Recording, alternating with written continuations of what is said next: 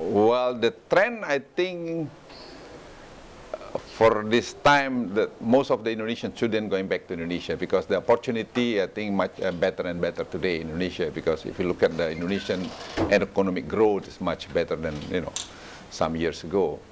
So I don't see so far that trend to less or more and more people stay away from Indonesia. Yeah.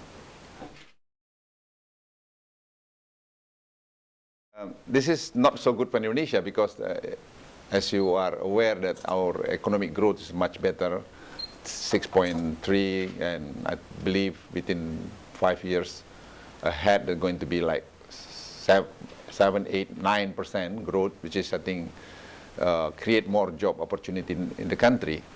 So that's number one. Number two, if you look at now the economy in America and Europe especially, not as good as people expected yet. So I believe with this kind of a situation that they encourage to go back to Indonesia because they have better opportunity. At the end, we have people talking about the opportunity. So the opportunity in Indonesia for a while, or this time, I believe is very, very good. Yeah.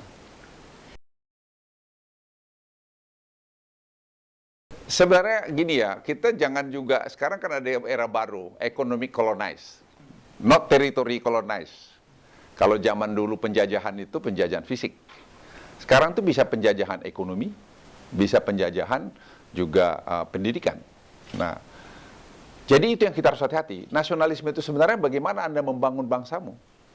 Tapi kalau Anda bekerja di luar, melakukan research, at the end kau juga balik seperti Cina itu juga nasionalis. Jangan buru-buru kita mencap tidak nasionalis. Saya tidak setuju itu.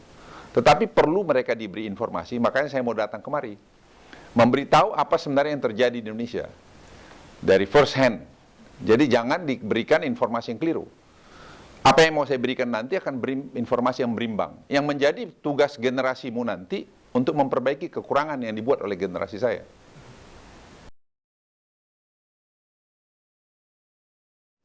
So, saya kira kemana saja Anda berkarya, di mana saja berkarya, tidak ada masalah.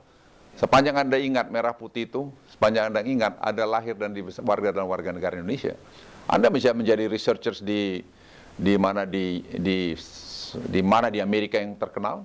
Anda sharing, Anda punya knowledge ke anak-anak muda di Indonesia, kenapa tidak? Kenapa tidak? Jadi tidak harus kembali ya?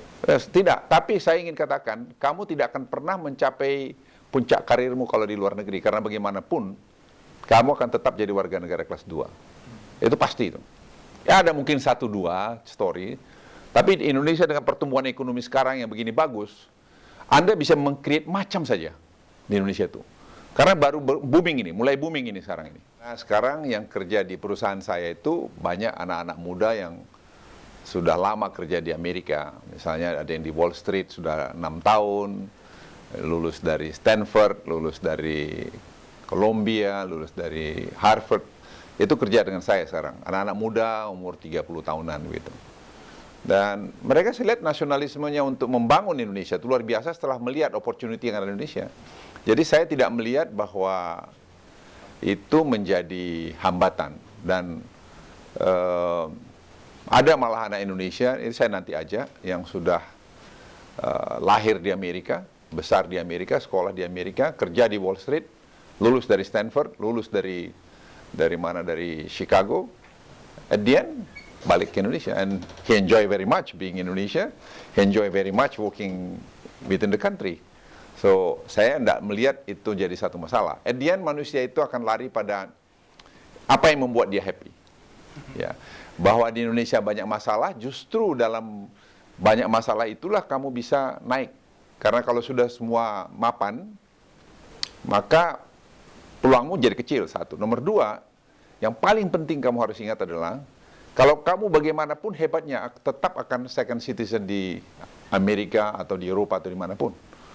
Kamu tidak akan pernah menjadi warga negara kelas 1. Tapi Anda pulang ke Indonesia, Anda punya kesempatan yang sama. You can be anybody, somebody di Indonesia. Tapi di Amerika belum tentu. Ada anak teman saya, lulus dari MIT, 5 dari 5. Ya. Dia sekarang kerja di Honeywell. Kemarin bulan Desember dia pulang ke Indonesia, bapaknya ketemu saya jelaskan. Dia putuskan akan kembali ke Indonesia, dia akan selesaikan this year, dia bilang saya akan kembali ke Indonesia. Saya bilang kenapa? Saya jelaskan dia, kenapa kamu di sana? Kamu dapat 5 dari 5 di MIT. Anda bisa bayangin 5 perfect score. Tapi dia bilang, ya memang Edian Bapak bilang betul, bahwa saya tidak akan pernah menjadi nomor 1 di situ. Karena saya lahir di Indonesia, besar di Indonesia, saya pendidikan di sana. Paling-paling jadi country manager, country resident, country apa istilah mereka itu. Tapi saya bilang, kalau di Indonesia, you can be somebody. Kau masih berumur 38 tahun, kau punya GPA 5 out of 5, MIT, so, opportunity di Indonesia akan begitu luas gitu. Jadi saya tidak melihat masalah itu. Nah, sekarang kalau kita lihat lagi, Indonesia akan jauh lebih baik setelah 2014, karena fondasi kita sekarang sudah makin baik.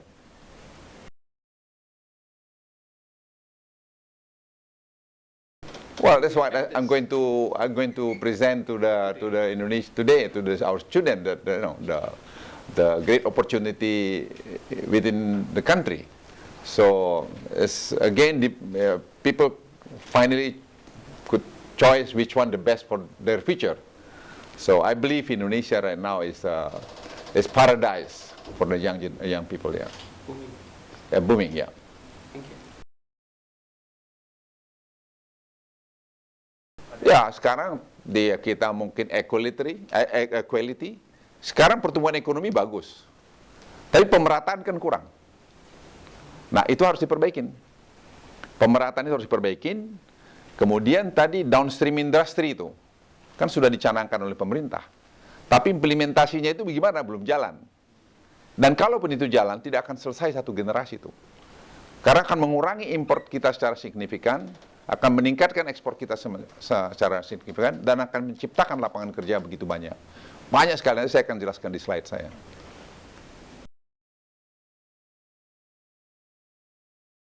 Sebenarnya itu nggak sepenuhnya benar. Nanti kamu tanya mereka bagaimana kerja itu. Ya, orang si Cipta segala tanya. Jadi saya tidak usah cerita. Mereka kerja itu sampai bisa jam 10 malam, 11 malam. Mereka kerja. Bahwa di pemerintahan ada yang seperti itu, betul. Tapi itulah tugas kalian, memperbaiki pelan-pelan gitu. Tidak akan bisa itu overnight. Dan itu tidak akan bisa diperbaiki oleh generasi saya. Karena generasi saya ini sudah banyak kacau balau juga. Ya. Kamu lihat tuh PKS, tiba-tiba presidennya masuk, bilang sembayang, tahu-tahu ternyata suka juga sama daging berjanggut itu. Ya itu jangan dicontoh. Jangan kamu hidup dengan kemunafikan. Kamu hiduplah dengan apa realita dalam hidupmu. Be yourself. Nah, kalau kau punya tadi disiplin yang bagus, kau tularkan yang lain, ingatkan, jangan lakukan itu. Dan itu effort yang sangat susah, yes, dan juga tidak. Tergantung bagaimana kau hidup. Ya, tergantung. Sekarang kalau ada semua target, di perusahaan kita sekarang di Indonesia, semua ada target. Target ini jadi koridor bermain. Ya kalau kau nggak achieve targetnya, kamu nggak bagus. Simple. Tidak lebih bagus orang asing itu bekerja dari kita. Nanti Anda bisa lihat. Tidak lebih bagus. Teman-temanmu yang muda-muda itu, mereka first class. Mereka punya etos kerja luar biasa. Bahwa ada tadi yang kurang-kurang, yes. Ya, yes. Ya. Sangat banyak. Anda klaim punya networking kan luar biasa ini. Saya kenapa aja anak-anak muda nanti ada berapa orang, itu ada tadi malam saya kenalin ada Cipta, itu summa cum laude dari Chicago, ya magna cum laude dari mana namanya, dari Columbia. Kenapa saya ajak dia? Kenapa dia kerja sama saya? Kenapa dia mau ke Indonesia? Tanya aja, dia baru 25 tahun umurnya. Nah, bangunlah networking itu. Mungkin dia butuh sesuatu yang dia perlukan di Singapura, dia bisa kontak kamu. Dia butuh mungkin di Amerika, dia butuh mungkin di mana namanya itu, di Eropa, di mana? Atau di Jepang, atau di Cina, atau di mana. Itu adalah satu global sekarang. Kan borderless sudah ini. Borderless. Ya. Globalize. Ya. Globalize.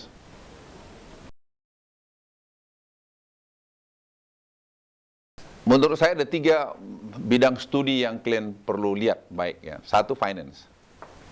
Yang kedua teknologi. Teknologi itu range-nya banyak. mulai dari IT, chemical, teknik kimia, engineering lah, macam lah itu. Karena itu kita butuh. Pembangunan infrastruktur itu memerlukan kemampuan-kemampuan itu. Dan kemampuan-kemampuan finance dan kemampuan-kemampuan legal yang memenuhi. Karena legal ini penting. Karena kita juga harus memproteksi interest kita dari internasional macam-macam ini. Tapi we have to be fair juga. Bahwa kita harus treat orang yang datang ke kita itu, fairness-nya itu harus ada. Nah, 3 bidang studi itu menurut saya, bukan yang lain tidak ya, tapi 3 bidang studi itu menurut saya mengemuka.